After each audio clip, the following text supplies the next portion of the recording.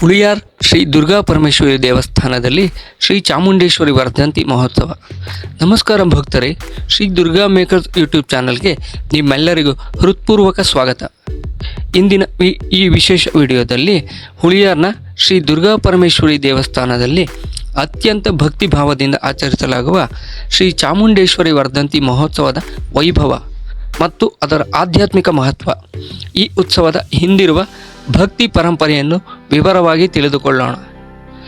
ಭಾರತದ ಸನಾತನ ಸಂಸ್ಕೃತಿಯಲ್ಲಿ ಆದಿಶಕ್ತಿಯನ್ನು ಜಗತ್ತಿನ ಸೃಷ್ಟಿ, ಸ್ಥಿತಿ ಮತ್ತು ಲಯಕ್ಕೆ ಕಾರಣವಾದ ಪರಮಶಕ್ತಿ ಎಂದು ಆರಾಧಿಸಲಾಗುತ್ತದೆ.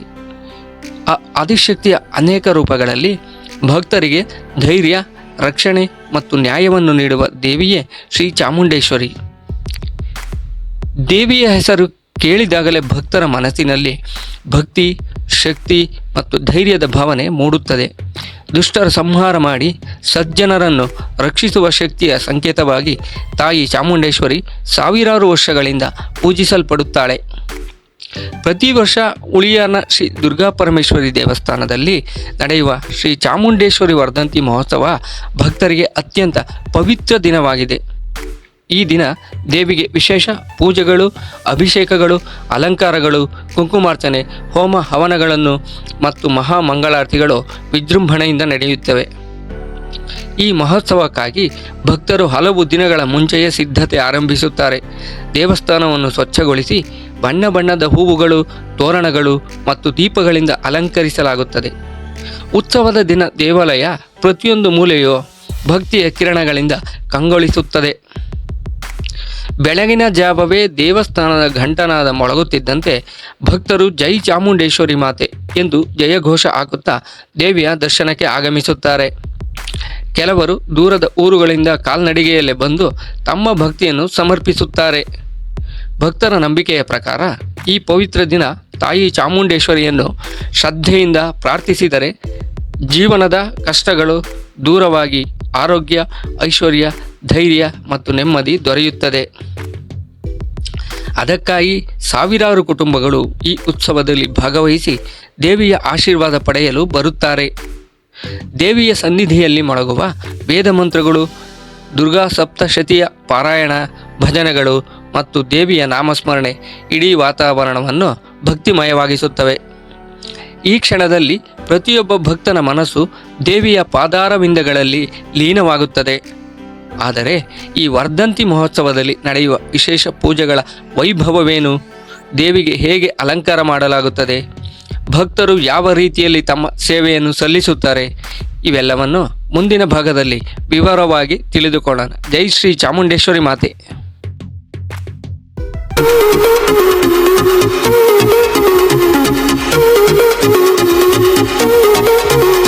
ಬೆಳಗಿನ ಬ್ರಹ್ಮ ಮುಹೂರ್ತದಲ್ಲಿ ಹುಳಿಯಾರ್ ಶ್ರೀ ದುರ್ಗಾ ಪರಮೇಶ್ವರಿ ದೇವಸ್ಥಾನದ ಬಾಗಿಲುಗಳು ಭಕ್ತರಿಗಾಗಿ ತೆರೆಯಲ್ಪಡುತ್ತವೆ. ಮುಂಜಾನೆಯ ತಂಪಾದ ಗಾಳಿ, ದೇವಾಲಯದ ಘಂಟಾನಾದ, ಶಂಖನಾದ ಮತ್ತು ವೇದ ಮಂತ್ರಗಳ ಪಠಣದಿಂದ ಇಡೀ ವಾತಾವರಣ ಆಧ್ಯಾತ್ಮಿಕ ಶಕ್ತಿಯಿಂದ ತುಂಬಿ ತುಳುಕುತ್ತದೆ. ದೇವಿಯ ಗರ್ಭಗುಡಿಯ ಮುಂದೆ ಭಕ್ತರು ಭಕ್ತಿ ಭಾವದಿಂದ ಸಾಲುಗಟ್ಟಿ ನಿಂತಿರುತ್ತಾರೆ. ಪ್ರತಿಯೊಬ್ಬರ ಮನಸ್ಸಿನಲ್ಲೂ ಒಂದೇ ಪ್ರಾರ್ಥನೆ: ಅಮ್ಮ, ನಮ್ಮ ಕುಟುಂಬವನ್ನು ಸದಾ ಕಾಪಾಡು. ಮೊದಲು ದೇವಿಗೆ ಗಣಪತಿ ಪೂಜೆಯೊಂದಿಗೆ ಎಲ್ಲ ಧಾರ್ಮಿಕ ವಿಧಿವಿಧಾನಗಳು ಆರಂಭವಾಗುತ್ತವೆ.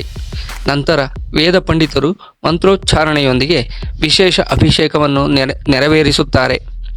ಹಾಲು, ಮೊಸರು, ತುಪ್ಪ, ಜೇನು, ತೆಂಗಿನ ನೀರು ಮತ್ತು ಪವಿತ್ರ ತೀರ್ಥಗಳಿಂದ ದೇವಿಯ ವಿಗ್ರಹಕ್ಕೆ ಅಭಿಷೇಕ ಮಾಡಲಾಗುತ್ತದೆ. ಭಕ್ತರು ಈ ಪವಿತ್ರ ಕ್ಷಣವನ್ನು ಕಣ್ತುಂಬಿಕೊಂಡು ತಮ್ಮ ಜೀವನ ಧನ್ಯವಾಯಿತು ಎಂದು ಭಾವಿಸುತ್ತಾರೆ. ಅಭಿಷೇಕದ ನಂತರ ದೇವಿಯ ಅಲಂಕಾರದ ಕಾರ್ಯ ಆರಂಭವಾಗುತ್ತದೆ. ಪರಿಮಳ ಬೀರುವ ಮಲ್ಲಿಗೆ, ಕಂಗೊಳಿಸುವ ಸೇವಂತಿಗೆ, ಕೆಂಪು ಗುಲಾಬಿ ಮತ್ತು ವಿವಿಧ ಪುಷ್ಪಗಳಿಂದ ದೇವಿಯನ್ನು ಅಲಂಕರಿಸಲಾಗುತ್ತದೆ. ರೇಷ್ಮೆ ವಸ್ತ್ರಗಳು, ಚಿನ್ನದ ಆಭರಣಗಳು ಮತ್ತು ಕಿರೀಟದಿಂದ ಅಲಂಕರಿಸಲ್ಪಟ್ಟ ತಾಯಿ ಚಾಮುಂಡೇಶ್ವರಿಯ ದಿವ್ಯ ರೂಪವನ್ನು ಕಂಡು ಭಕ್ತರ ಕಣ್ಣುಗಳು ಭಕ್ತಿಯ ಕಣ್ಣೀರಿನಿಂದ ತುಂಬುತ್ತದೆ. ದೇವಿಯ ಪಾದಗಳಲ್ಲಿ ಕುಂಕುಮ, ಅರಿಶಿನ ಮತ್ತು ಹೂವುಗಳನ್ನು ಅರ್ಪಿಸಿ ಮಹಿಳೆಯರು ಕುಟುಂಬದ ಸುಖ, ಶಾಂತಿ, ಮಕ್ಕಳ ಆರೋಗ್ಯ ಮತ್ತು ಎಲ್ಲರ ಒಳಿತಿಗಾಗಿ ಪ್ರಾರ್ಥಿಸುತ್ತಾರೆ.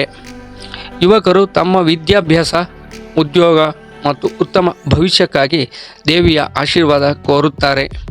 ಹಿರಿಯರು ಸಮಾಜದ ಕ್ಷೇಮಕ್ಕಾಗಿ ಕೈಮುಗಿದು ನಿಂತಿರುತ್ತಾರೆ. ದೇವಾಲಯದ ಆವರಣದಲ್ಲಿ ನಿರಂತರವಾಗಿ ದೇವಿಯ ನಾಮಸ್ಮರಣೆ, ಭಜನೆ ಮತ್ತು ಸ್ತೋತ್ರ ಪಾರಾಯಣ ನಡೆಯುತ್ತಿರುತ್ತದೆ ಎಂಬ ಮಂತ್ರದ ಘೋಷಣೆ ಎಲ್ಲೆಡೆ ಮೊಳಗುತ್ತಿದ್ದು ಭಕ್ತರ ಮನಸ್ಸಿಗೆ ಶಾಂತಿ ಮತ್ತು ಆತ್ಮವಿಶ್ವಾಸವನ್ನು ನೀಡುತ್ತದೆ. ಪೂಜೆಯ ನಂತರ ಭಕ್ತರಿಗೆ ತೀರ್ಥ ಮತ್ತು ಪ್ರಸಾದವನ್ನು ವಿತರಿಸಲಾಗುತ್ತದೆ. ಪ್ರಸಾದ ಸ್ವೀಕರಿಸಿದ ಭಕ್ತರು ಅದನ್ನು ದೇವಿಯ ಆಶೀರ್ವಾದವೆಂದು ಗೌರವದಿಂದ ಸ್ವೀಕರಿಸುತ್ತಾರೆ. ಈ ಮಹೋತ್ಸವದ ಇನ್ನೊಂದು ವಿಶೇಷತೆ ಎಂದರೆ ಭಕ್ತರು ತಮ್ಮ ಹರಕೆಗಳನ್ನು ನೆರವೇರಿಸಲು ವಿವಿಧ ಸೇವೆಗಳನ್ನು ಸಲ್ಲಿಸುತ್ತಾರೆ. ಕೆಲವರು ಅನ್ನದಾನದ ವ್ಯವಸ್ಥೆ ಮಾಡುತ್ತಾರೆ, ಕೆಲವರು ಹೂವಿನ ಅಲಂಕಾರಕ್ಕೆ ಸಹಾಯ ಮಾಡುತ್ತಾರೆ, ಇನ್ನೂ ಕೆಲವರು ದೇವಸ್ಥಾನದ ಸೇವೆಯಲ್ಲಿ ಸ್ವಯಂ ಸೇವಕರಾಗಿ ಭಾಗವಹಿಸುತ್ತಾರೆ. ಇಂತಹ ಸೇವೆಗಳು ಈ ಮಹೋತ್ಸವದ ಭಕ್ತಿ ಮತ್ತು ಸಮರ್ಪಣೆಯ ಸೌಂದರ್ಯವನ್ನು ಮತ್ತಷ್ಟು ಹೆಚ್ಚಿಸುತ್ತದೆ. ಆದರೆ ಈ ಮಹೋತ್ಸವದಲ್ಲಿ ಸಾವಿರಾರು ಭಕ್ತರು ಹೇಗೆ ಭಾಗವಹಿಸುತ್ತಾರೆ? ಅವರ ಅನುಭವಗಳು ಏನು? ದೇವಿಯ ಮೇಲಿನ ಅವರ ಅಚಲ ನಂಬಿಕೆಯ ಕಥೆಗಳು ಯಾವುವು? ಮುಂದಿನ ಭಾಗದಲ್ಲಿ ಭಕ್ತರ ಅನುಭವಗಳು ಮತ್ತು ಮಹೋತ್ಸವದ ಜನಸಾಗರದ ವೈಭವವನ್ನು ತಿಳಿದುಕೊಳ್ಳೋಣ.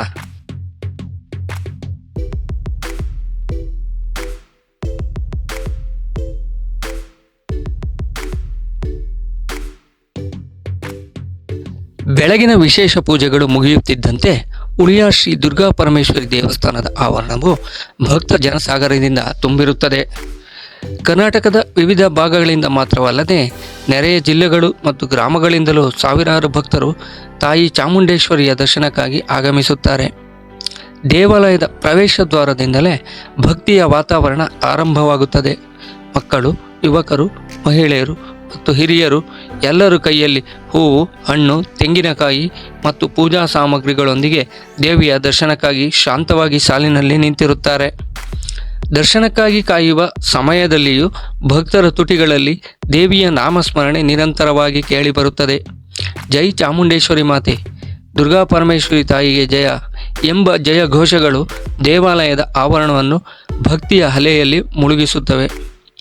ದೇವಿಯ ಸನ್ನಿಧಿಗೆ ತಲುಪಿದ ಕ್ಷಣದಲ್ಲಿ ಅನೇಕ ಭಕ್ತರ ಕಣ್ಣುಗಳಲ್ಲಿ ಸಂತೋಷದ ಕಣ್ಣೀರು ಮೂಡುತ್ತದೆ.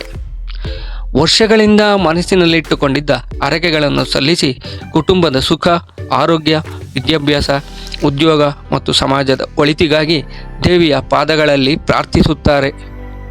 ಈ ಮಹೋತ್ಸವದ ಪ್ರಮುಖ ಸೇವೆಗಳಲ್ಲಿ ಒಂದಾದ ಅನ್ನದಾನ ಎಲ್ಲರ ಗಮನ ಸೆಳೆಯುತ್ತದೆ.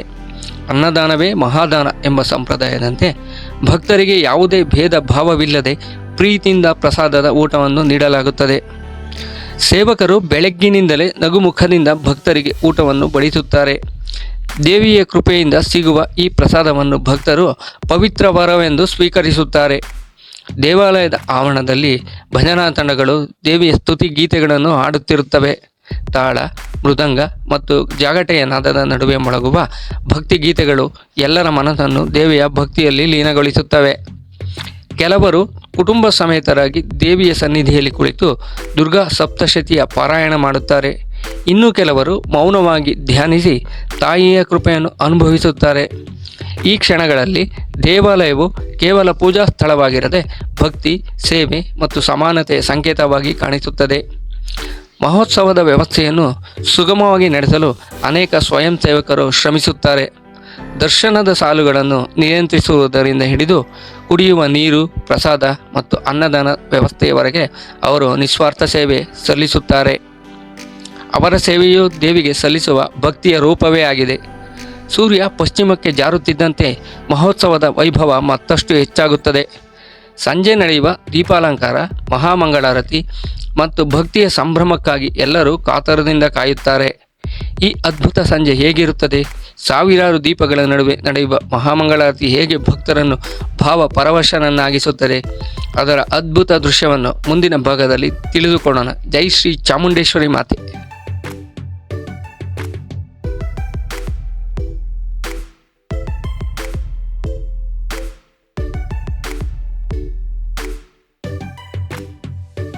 ಸಂಜೆಯ ಸೂರ್ಯನು ನಿಧಾನವಾಗಿ ಅಸ್ತಮಿಸುತ್ತಿದ್ದಂತೆ ಉಳಿಯ ಶ್ರೀ ದುರ್ಗಾ ಪರಮೇಶ್ವರಿ ದೇವಸ್ಥಾನ ಮತ್ತೊಂದು ದಿವ್ಯ ರೂಪವನ್ನು ಧರಿಸುತ್ತದೆ.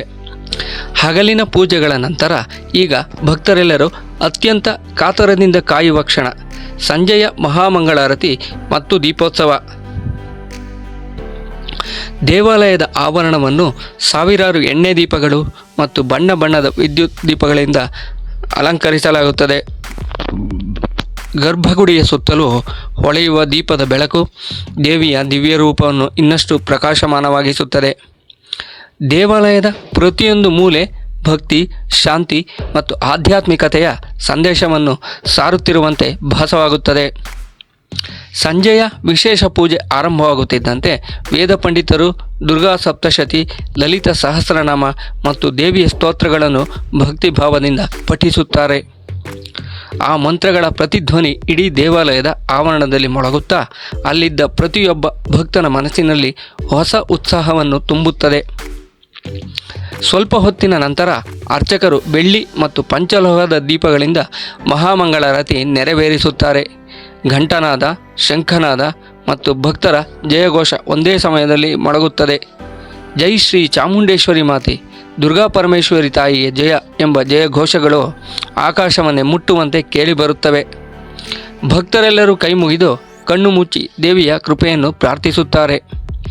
ಅನೇಕರು ಆರತಿಯ ಜ್ವಾಲೆಯ ದರ್ಶನವನ್ನು ತಮ್ಮ ಜೀವನದ ಅತ್ಯಂತ ಪವಿತ್ರ ಕ್ಷಣವೆಂದು ಭಾವಿಸುತ್ತಾರೆ. ಆ ಬೆಳಕಿನಲ್ಲಿ ಭಯ ದೂರವಾಗಿ ಆತ್ಮವಿಶ್ವಾಸ ಮತ್ತು ಭರವಸೆ ತುಂಬುತ್ತದೆ ಎಂಬ ನಂಬಿಕೆ ಭಕ್ತರದು. ಮಹಾಮಂಗಳಾರತಿ ಮುಗಿದ ನಂತರ ತೀರ್ಥ ಮತ್ತು ಪ್ರಸಾದವನ್ನು ಭಕ್ತರಿಗೆ ವಿತರಿಸಲಾಗುತ್ತದೆ. ಮಕ್ಕಳು, ಹಿರಿಯರು, ಮಹಿಳೆಯರು ಎಲ್ಲರೂ ಸಂತೋಷದಿಂದ ಪ್ರಸಾದವನ್ನು ಸ್ವೀಕರಿಸುತ್ತಾರೆ. ದೇವಾಲಯದ ಆವರಣದಲ್ಲಿ ಎಲ್ಲೆಡೆ ಭಕ್ತಿ, ಸೇವೆ ಮತ್ತು ಸಂತೋಷದ ವಾತಾವರಣ ನೆಲೆಸಿರುತ್ತದೆ. ಕೆಲವು ಭಜನಾ ಮಂಡಳಿಗಳು ದೇವಿಯ ಮಹಿಮೆಯನ್ನು ಸಾರುವ ಭಕ್ತಿಗೀತೆಗಳನ್ನು ಹಾಡುತ್ತವೆ. ಭಕ್ತರು ಭಜನೆಗೆ ಕೈತಟ್ಟಿ ಭಾಗವಹಿಸುತ್ತಾರೆ. ಇಡೀ ದೇವಾಲಯವೇ ದೇವಿಯ ನಾಮಸ್ಮರಣೆಯಲ್ಲಿ ಲೀನವಾದಂತೆ ಕಾಣುತ್ತದೆ. ಈ ಮಹೋತ್ಸವವು ಕೇವಲ ಒಂದು ಆಚರಣೆಯಲ್ಲ, ಇದು ಭಕ್ತರನ್ನು ಒಂದೇ ಕುಟುಂಬದಂತೆ ಒಗ್ಗೂಡಿಸುವ ಆಧ್ಯಾತ್ಮಿಕ ಹಬ್ಬವಾಗಿದೆ. ಇಲ್ಲಿ ಬರುವ ಪ್ರತಿಯೊಬ್ಬರೂ ದೇವಿಯ ಆಶೀರ್ವಾದದೊಂದಿಗೆ ಮನಃಶಾಂತಿ ಮತ್ತು ಹೊಸ ಆಶಾಭಾವನೆಯೊಂದಿಗೆ ಮನೆಗೆ ಮರಳುತ್ತಾರೆ. ಆದರೆ ಈ ಪವಿತ್ರ ಮಹೋತ್ಸವದ ಅಂತಿಮ ಕ್ಷಣಗಳು ಹೇಗಿರುತ್ತವೆ? ತಾಯಿ ಚಾಮುಂಡೇಶ್ವರಿಯ ಆಶೀರ್ವಾದವನ್ನು ಪಡೆದು ಭಕ್ತರು ಯಾವ ಭಾವನೆಯೊಂದಿಗೆ ಉತ್ಸವವನ್ನು ಮುಕ್ತಾಯಗೊಳಿಸುತ್ತಾರೆ? ಇದರ ಹೃದಯ ಸ್ಪರ್ಶಿ ಸಮಾರೋಪವನ್ನು ಮುಂದಿನ ಮತ್ತು ಕೊನೆಯ ಭಾಗದಲ್ಲಿ ತಿಳಿದುಕೊಳ್ಳೋಣ.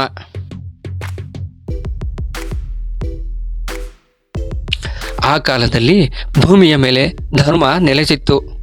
ಋಷಿಮುನಿಗಳು ಯಜ್ಞ ಯಾಗಗಳನ್ನು ನಡೆಸುತ್ತಿದ್ದರು. ದೇವತೆಗಳು ತಮ್ಮ ಕರ್ತವ್ಯಗಳನ್ನು ನಿರ್ವಹಿಸುತ್ತಿದ್ದರು.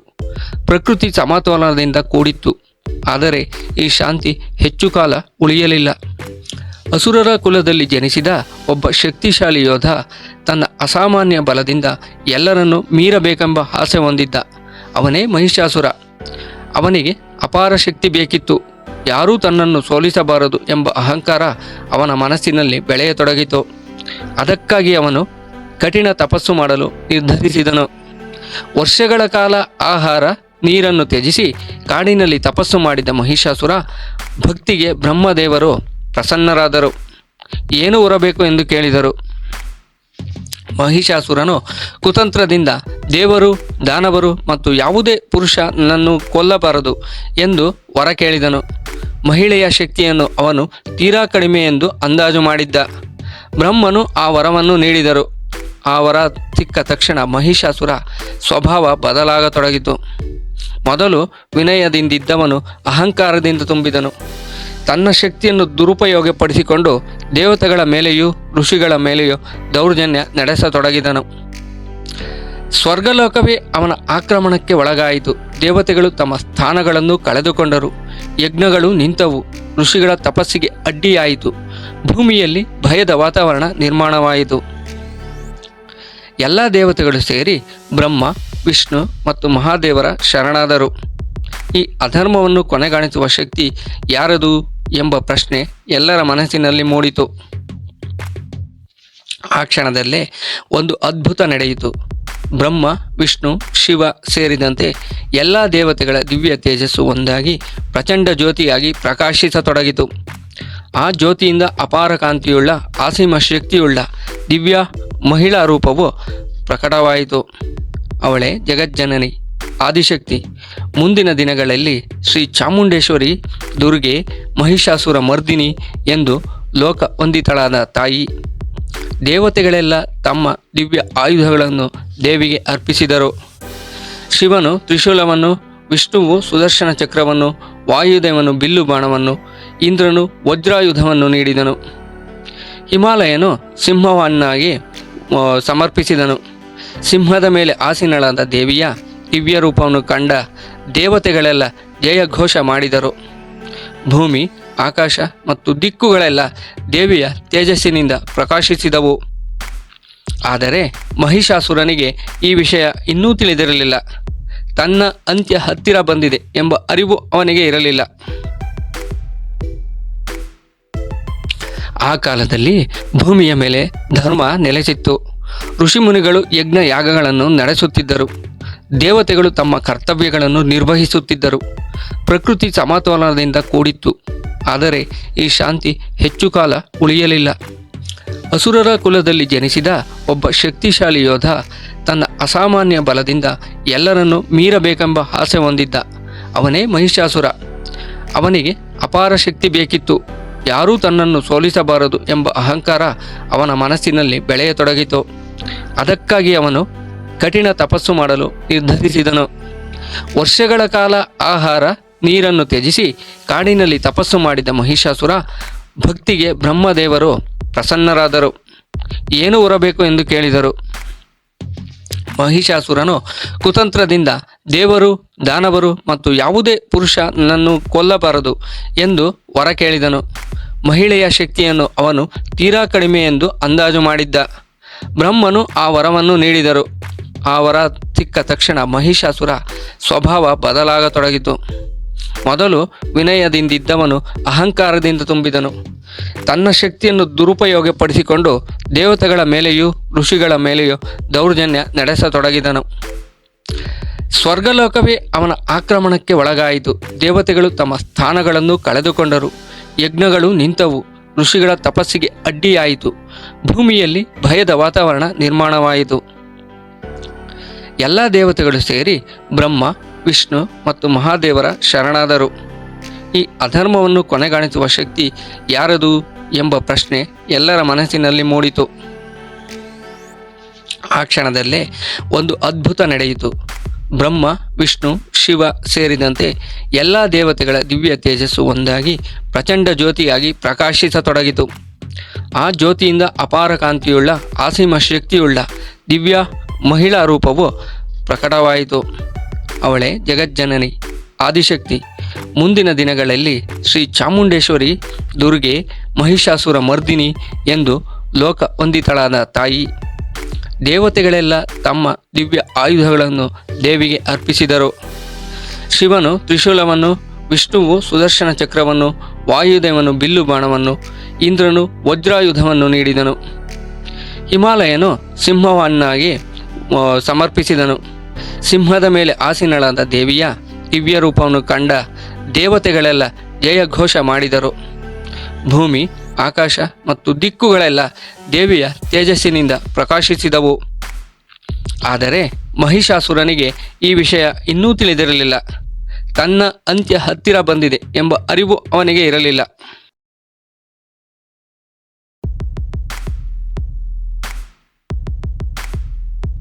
ಹೀಗೆ ಭಕ್ತಿ, ಸೇವೆ, ಸಂಸ್ಕೃತಿ ಮತ್ತು ಆಧ್ಯಾತ್ಮಿಕತೆಯ ಅದ್ಭುತ ಸಂಗಮವಾಗಿರುವ ಉಳಿಯಾರ್ ಶ್ರೀ ದುರ್ಗಾ ಪರಮೇಶ್ವರಿ ದೇವಸ್ಥಾನದಲ್ಲಿ ನಡೆದ ಶ್ರೀ ಚಾಮುಂಡೇಶ್ವರಿ ವರ್ಧಂತಿ ಮಹೋತ್ಸವ ಅತ್ಯಂತ ವೈಭವದಿಂದ ಸಂಪನ್ನಗೊಳ್ಳುತ್ತದೆ. ಈ ಪವಿತ್ರ ಮಹೋತ್ಸವದಲ್ಲಿ ಭಾಗವಹಿಸಿದ ಪ್ರತಿಯೊಬ್ಬ ಭಕ್ತನ ಮನಸ್ಸಿನಲ್ಲಿ ತಾಯಿ ಚಾಮುಂಡೇಶ್ವರಿಯ ದಿವ್ಯ ಆಶೀರ್ವಾದ ಅನುಭವ ಸದಾ ಜೀವಂತವಾಗಿರುತ್ತದೆ. ಭಕ್ತಿಯೇ ಮನುಷ್ಯನ ಜೀವನವನ್ನು ಬೆಳೆಸುವ ಶಕ್ತಿ ಎಂಬ ಸಂದೇಶವನ್ನು ಈ ಉತ್ಸವ ಮತ್ತೊಮ್ಮೆ ಸಾರುತ್ತದೆ.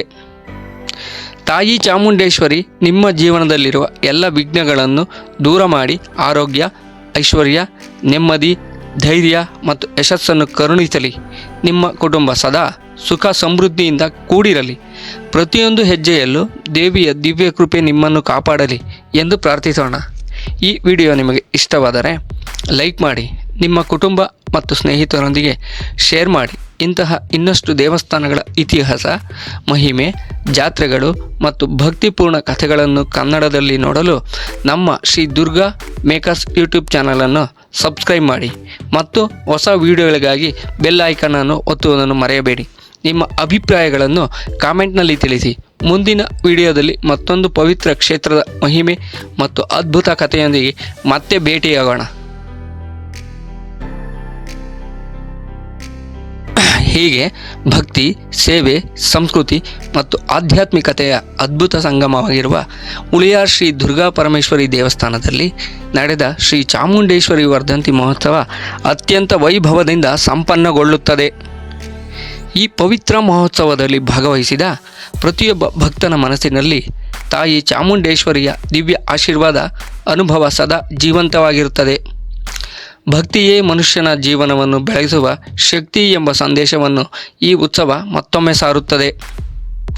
ತಾಯಿ ಚಾಮುಂಡೇಶ್ವರಿ ನಿಮ್ಮ ಜೀವನದಲ್ಲಿರುವ ಎಲ್ಲ ವಿಘ್ನಗಳನ್ನು ದೂರ ಮಾಡಿ ಆರೋಗ್ಯ, ಐಶ್ವರ್ಯ, ನೆಮ್ಮದಿ, ಧೈರ್ಯ ಮತ್ತು ಯಶಸ್ಸನ್ನು ಕರುಣಿಸಲಿ. ನಿಮ್ಮ ಕುಟುಂಬ ಸದಾ ಸುಖ ಸಮೃದ್ಧಿಯಿಂದ ಕೂಡಿರಲಿ. ಪ್ರತಿಯೊಂದು ಹೆಜ್ಜೆಯಲ್ಲೂ ದೇವಿಯ ದಿವ್ಯ ಕೃಪೆ ನಿಮ್ಮನ್ನು ಕಾಪಾಡಲಿ ಎಂದು ಪ್ರಾರ್ಥಿಸೋಣ. ಈ ವಿಡಿಯೋ ನಿಮಗೆ ಇಷ್ಟವಾದರೆ ಲೈಕ್ ಮಾಡಿ, ನಿಮ್ಮ ಕುಟುಂಬ ಮತ್ತು ಸ್ನೇಹಿತರೊಂದಿಗೆ ಶೇರ್ ಮಾಡಿ. ಇಂತಹ ಇನ್ನಷ್ಟು ದೇವಸ್ಥಾನಗಳ ಇತಿಹಾಸ, ಮಹಿಮೆ, ಜಾತ್ರೆಗಳು ಮತ್ತು ಭಕ್ತಿಪೂರ್ಣ ಕಥೆಗಳನ್ನು ಕನ್ನಡದಲ್ಲಿ ನೋಡಲು ನಮ್ಮ ಶ್ರೀ ದುರ್ಗಾ ಮೇಕರ್ಸ್ ಯೂಟ್ಯೂಬ್ ಚಾನಲನ್ನು ಸಬ್ಸ್ಕ್ರೈಬ್ ಮಾಡಿ ಮತ್ತು ಹೊಸ ವಿಡಿಯೋಗಳಿಗಾಗಿ ಬೆಲ್ ಐಕಾನನ್ನು ಒತ್ತುವುದನ್ನು ಮರೆಯಬೇಡಿ. ನಿಮ್ಮ ಅಭಿಪ್ರಾಯಗಳನ್ನು ಕಾಮೆಂಟ್ನಲ್ಲಿ ತಿಳಿಸಿ. ಮುಂದಿನ ವಿಡಿಯೋದಲ್ಲಿ ಮತ್ತೊಂದು ಪವಿತ್ರ ಕ್ಷೇತ್ರದ ಮಹಿಮೆ ಮತ್ತು ಅದ್ಭುತ ಕಥೆಯೊಂದಿಗೆ ಮತ್ತೆ ಭೇಟಿಯಾಗೋಣ.